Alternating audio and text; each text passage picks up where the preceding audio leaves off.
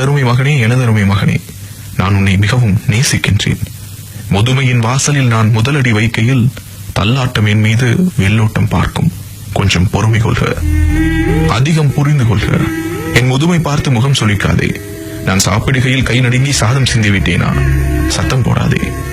உனக்கு நான் நிலாச்சோறு ஊட்டிய நாட்களை நினைவு கூர்க. ஆடை மாற்றுகையில் அவதிப்படுகிறேனா? அசுத்தம் செய்து விட்டேனா? ஆத்திரப்படாதே. படுக்கை முழுதும் நீ பண்ணிய ஈரங்களின் ஈர நினைவுகளை இதயம் கொள்க.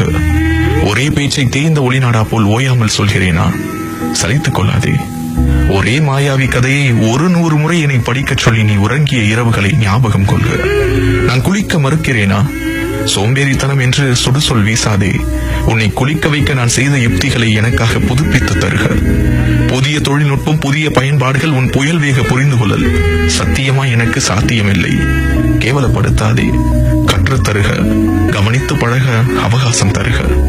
இனி சில நேரங்களில் என் நினைவு பிறழ்ச்சியால் ஞாபகங்கள் அருந்து போகலாம். உரையாடல் உடைந்து போகலாம். நிறைய வேலை இருக்கிறது என்று நேரம் பார்க்காதே. என் அருகிருந்து ஆற்றாமை தேற்றுக, ஆசுவாசப்படுத்துக. என் கால்கள் என ஏமாற்றுகையில் நீ முதல் நடை பழக என் விரல் நீண்டது போல் கை கொடுத்து எனக்கு உதவி செய்க. ஒரு நாள் சொல்வேன், நான் வாழ்ந்தது போதும் என்று வருத்தப்படாதே. சில வயது வரை வாழ்க்கைக்கு அர்த்தம் இல்லை. சில வயதுக்கு மேல் வாழ்வதில் அர்த்தம் இல்லை.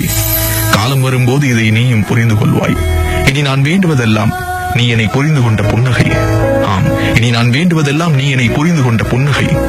மீண்டும் மீண்டும் சொல்கிறேன், எனதருமை மகனே, நான் உன்னை மிகவும் நேசிக்கின்றேன். என் வாழ்வு அமைதியோடும் உன் அரவணைப்போடும் முற்று பெற முயற்சி ஏனும் செய்வாயா?